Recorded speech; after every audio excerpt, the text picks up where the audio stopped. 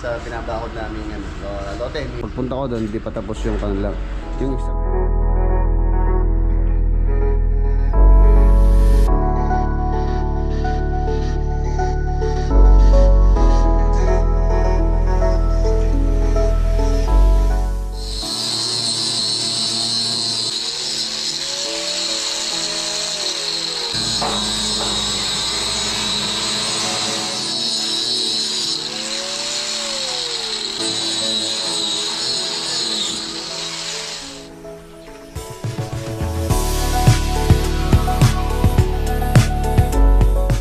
Napakaganda boss, maraming salamat po sa ito.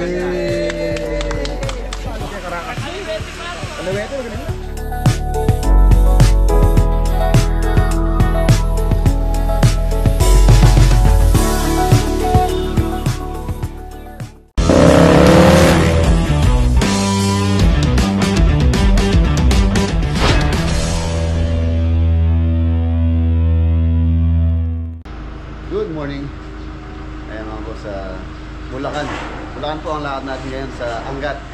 Update po tayo dun sa pinabakod namin lote ni Ate Mary Grace saka ni Kuya Renato. Tapos ito na po yung mga grills dun po sa perimeter fence. Na masilya na rin po yan. So ready for ano na yan, spray paint.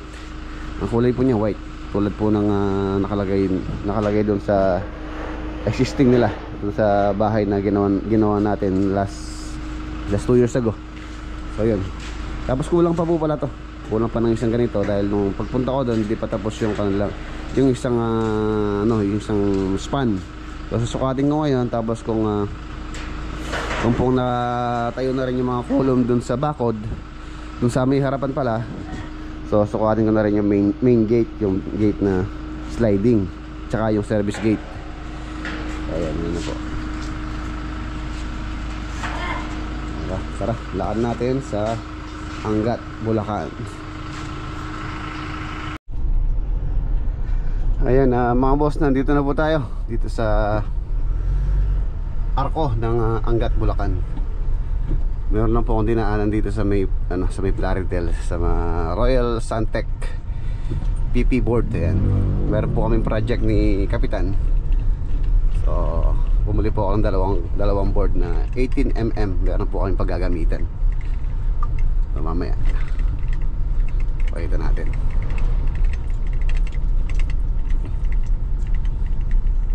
Angat. Medyo maluwag na po rito, gawa ng wala pong masyadong dumadaang truck. Dahil ginagawa nga po yung kalsada dito sa may Bustos. Kung mapapansin nyo, halos wala pong truck na malalaki na dumadaan ngayong oras. Maluwang.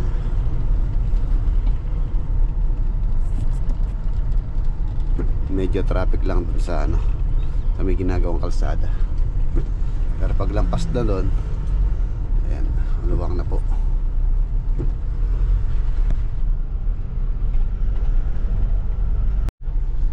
Ayan, nandito na po tayo dito sa Angat, dito sa Donasyon. Ayan, itong project sa Donasyon. Last punta ko rito, huling punta ko nung Webes last week. So tingnan po natin ngayon yung naging progress ng proyekto namin dito na pagbabakod. Ayan, ayan, ito na yung tinitira nila sa harapan. Ayan mga boss, ito na po yung bakod. Ayan, harapan na po yung nila, binabanatan nila. Halos ito po yung opening ng main gate. Kung saan sliding po yan, dito po siya papasok. Ayan, mas maganda siyempre yung sliding. At least yung papasokan niya, sobra pa siya. Mas maluwang po rito. Tapos dito yung kanyang service gate. Ayan, tapos lalagyan po namin siya ng canopy. Meron siyang canopy dyan para merong shade din yung kanyang service gate. Ayan, halos asing taas po ng asintada ng bakod na yon, yung dito, yun sa inaasintahan ni paring Edgar doon. Tapos same design, lalagyan natin siya ng groove din dito sa may harapan para uniform. Pakita mo kasi kung separate namin yung design nito or wala siyang design na kamukha nun. Parang iba yung may-ari dito. Para ano po siya, uniform. Ayan, ayun na. Yung mga glass kanina, dyan po yan. So papaano ko na yung butas, papaprepare ko na. Para pagka deliver po namin dito, isa installation na lang, mas mabilis. Tapos pipinturahan po yung bakod na yan, katulad ng pintura nya. Ayan, gray. Medyo dark ng konti. Dark po yung kulay. Ayan. 4 meters ang main gate nya. Sliding. Oh, sali ka. Tilapia. Tilapia ko lang kamatayan. Mag-iyaw tayo ng tilapia.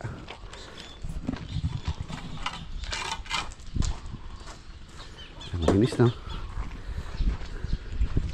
210 square meter po itong lote. Itong nabili nila Ate Mary Grace tsaka ni Kuya Renato. Ay, malinis na siya.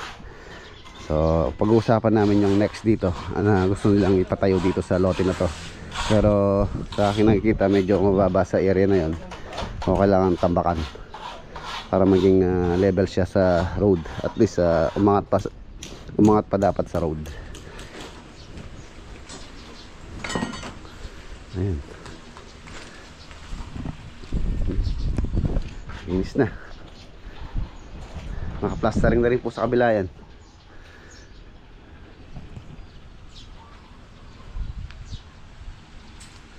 Maluwang din siya.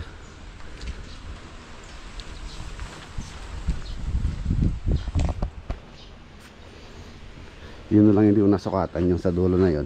Kulang po, bali 11 yan eh. 11 na span. Bilangin ko nga, baka kamali ako. Isa, 2, 3, 4, 5, 6, 7, 8, 9, 10, 11 o 11 talaga. So yun na lang yung sukatin ko ngayon. Tapos yung gate pad na rin po yung fabrication, tsaka yung service gate dito. Same design din ng gate ni Kuya Renato. Tara tingnan natin ang gusto nila. Yun doon, pocket type na ano yun, pocket sliding kung saan pumapasok siya sa gilid. Ayun yung bahay mga boss.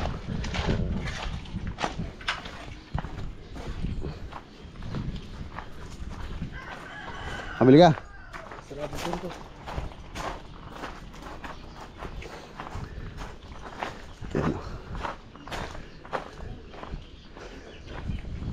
Ito, ganito.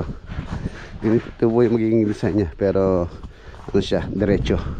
Ito kasi sliding pocket po yan. Bale 1, 2, 3, 4, 5, 6, 6 na panel yan. So tapasok siya doon. Ay 6, 1, 2, 3, 4, 5, 5 panel. Ayan siya doon. Ganda. Ganda pa ng bahay oh. Parang bago pa.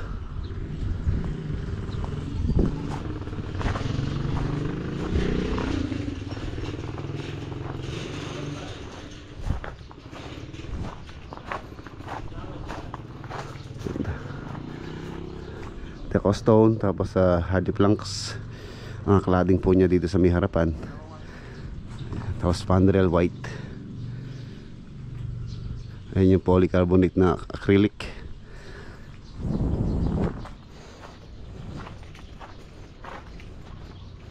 Kagandaan nito, meron siya ano mga boss, babaran. Ayun o. Mas wala siyang tubig.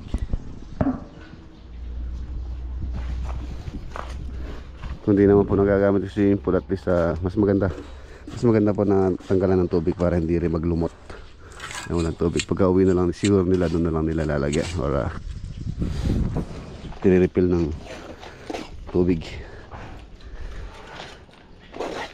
Service gate niya dito 1 meter. Meron pa siyang wall dito. Ayan na, ito po yung binili ko sa ano mga boss, sa Royal Santec, kung saan po ako bumili ng PP board, plastic board. Bali yung binili ko, ano po siya, 18mm. Ayan. Gagawin po namin ano to, ng basketball board. Meron po kasing kami project ni Kapitan dun sa aming barangay. Magpapa summer league kami, summer league. So ayan, sponsor natin tong board. Tapos dalawa pala to, wall court po yun gagawin namin. Yung frame nyan ginagawa na po nila, so board na lang yung kulang, tsaka ring, basketball ring. Ayan, Ayan, oh. Kesa sa kahoy yung gagamitin naming board or yung PSM board, so mas minabuti namin itong plastic board kesa sa yung posing fiberglass. Medyo pricey, nasa 10,000 yata yun yung fiberglass, so wala po tayong ganong budget. Kung dalawang kakailanganin natin, kung 10,000, so 20,000 if fiberglass yung ilalagay namin. So ito nasa 2.5 isa, 2.3 ganun, 2,300 ang kuha ko nito, 2.3 sa Royal Santec. Pero yung yung 12mm yung pong ginagamit naming pamporma, nasa 1.8 yata yan per board, 1,800. Ito mas makapal to, halos siya 3/4 18mm, 1.5 by 110 daw yung size ng board na pinabrigate nila. So tatabasin na namin dito para mamaya idadalhin natin doon.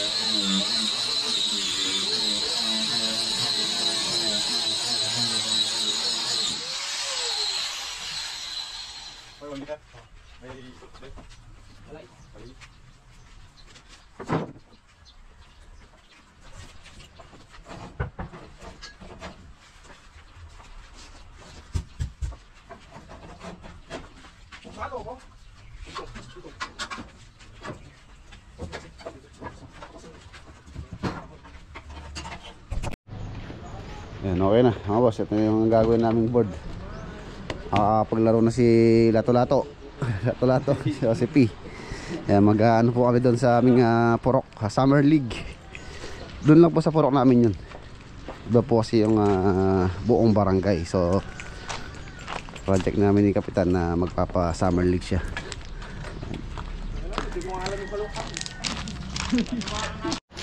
Tara, kain tayo. Lunch na. Kanta na. Inihaw na talapia ulam namin. Sarap mag noodle fight tayo.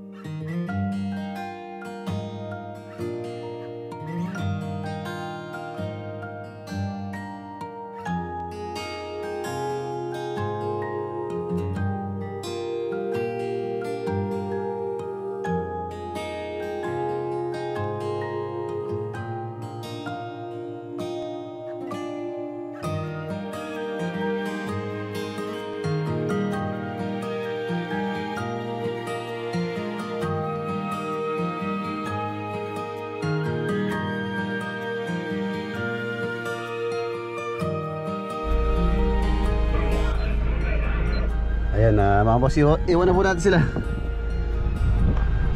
I-edit ko pa yung board dun sa amin.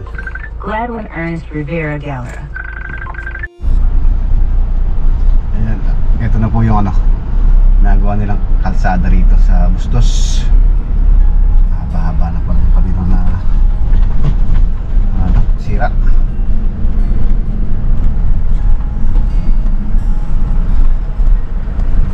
type kita. Naniniwala ka ba? Lagi ako naboboto bilang Adonis. Ayan, nandito na po tayo sa Arayat. Dumaan pa ako ng mga boss. Dumaan pa po ako ng SM Pampanga para bumili din ng basketball ring. Wala din posing ring, so nakabili na ako. Pupunta ako yun dun sa dito sa gumagawa ng sticker. Papalagyan ko po ng sticker yung board para baka daw mamaya may ilagay na, sabi ni paring Cap. So excited na rin yung mga bata dun sa amin na magkaroon ng basketball court, full court. Dati po meron na dun, kaya lang tinanggal. So matagal-tagal na nung tinanggal yun. So nawala po yung mga libangan ng mga bata dun sa amin.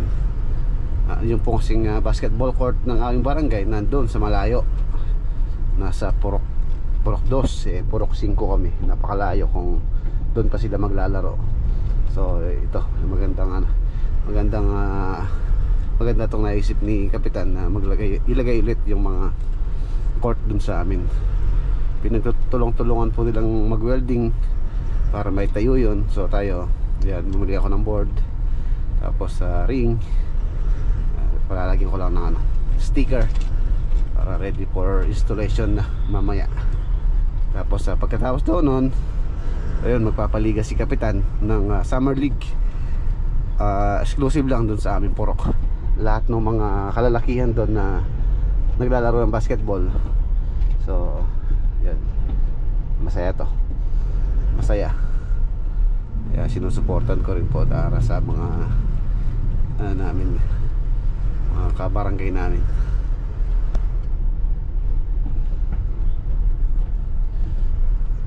Malapit na tayo kay Boss Vince Mercado. Ayan, shoutout dito sa harapan ng Pure Gold Arayat, yung kanyang shop. Pwede po kayo magpagawa ng sticker dito, magpa-customize. Ayan, ito na Pure Gold. Ayan, shop ni Boss Vince. Ayan yung Pure Gold Arayat. Ano po yung shop ni Boss Vince.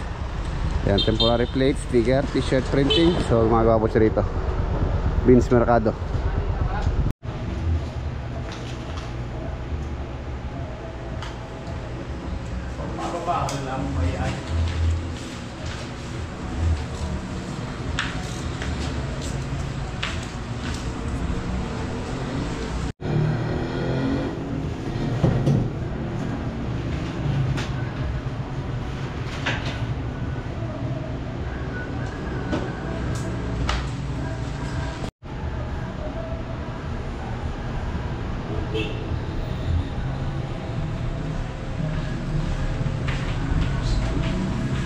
Kitang kaya na rin kaya kami kitang purok mi. Wala mo kaya samahan da. Grupo yan eh. Grupo yan.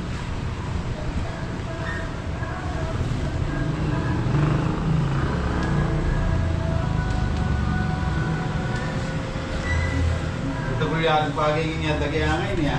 Ano boss? Okay. Oh, sakit namin. Ito ko tama ang gas siya.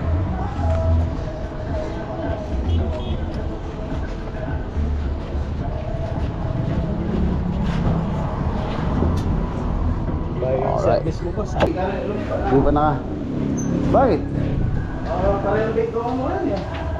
Ako lang may babalag ang dalan na eh. Sa kong dala.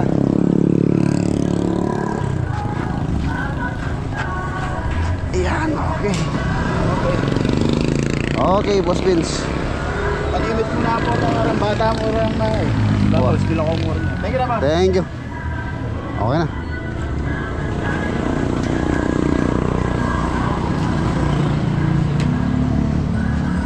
Ito na rin yung ring. Nakabili na rin ako ng ring. Ayan na mga boss, nandito na tayo. Ayan yung ayan yung court. Nakatayo na yung isa. Bala isa na lang po yung gagawin nila.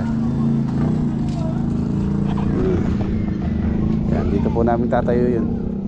Dalawa whole court. Dito yung isa, dun yung isa.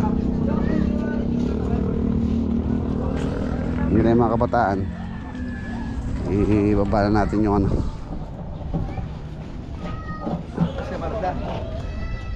Ah. Oo.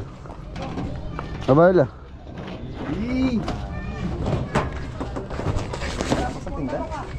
Oo. Tabasan nyo na lang mo.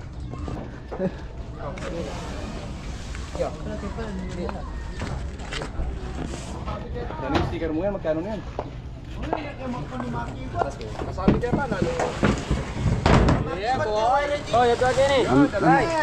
Nanting kayo pa ako kontakan eh, mga gibat. Talan niya. Ikaw, galaw-galaw.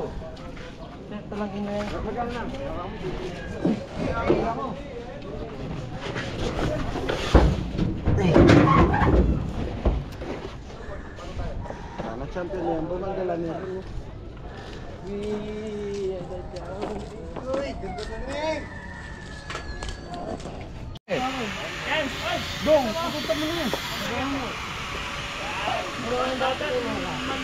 Boss Poy, magaling yung mamoto. May balo kaya Karakas. Kalawete, magaling lang.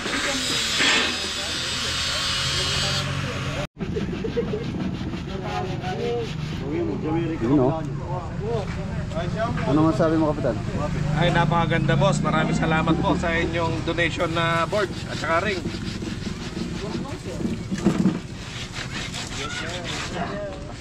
Ang saya-saya po ng mga bata. Ang sese, no? Ang sese, ah.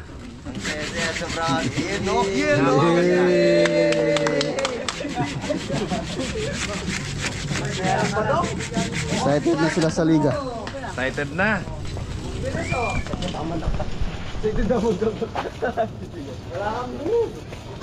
Yun na, eso.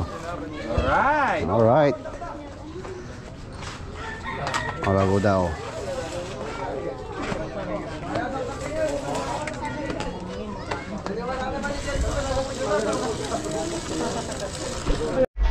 Pauwi na po tayo.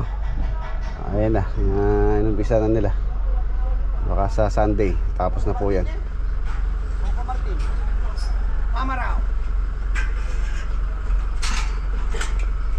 Ingat pa rin. Pare, thank you, pare.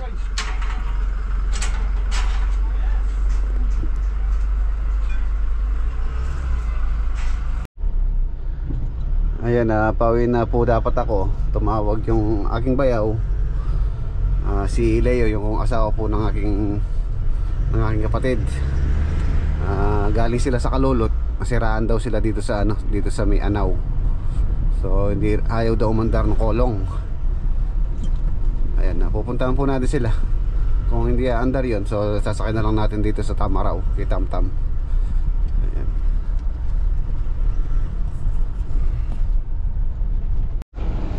Nandito na tayo. Oh, inano ya?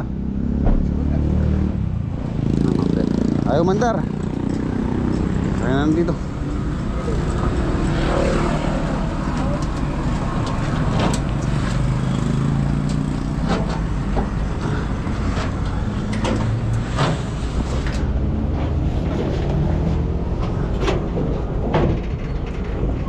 Ano itong board na to?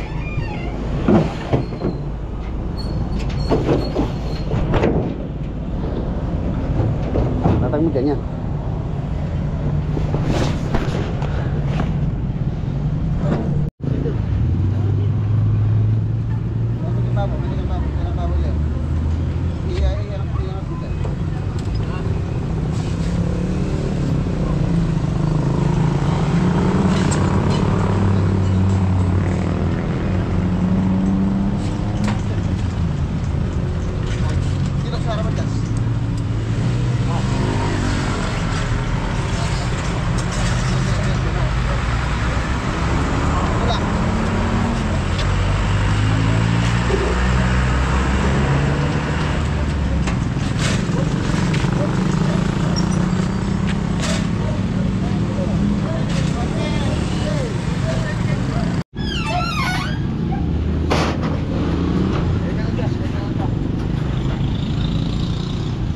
Sira.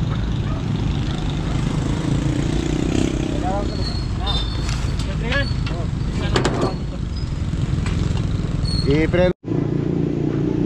Ayan, mamos, nababa na namin. Ito yung nasira, kolong-kolong.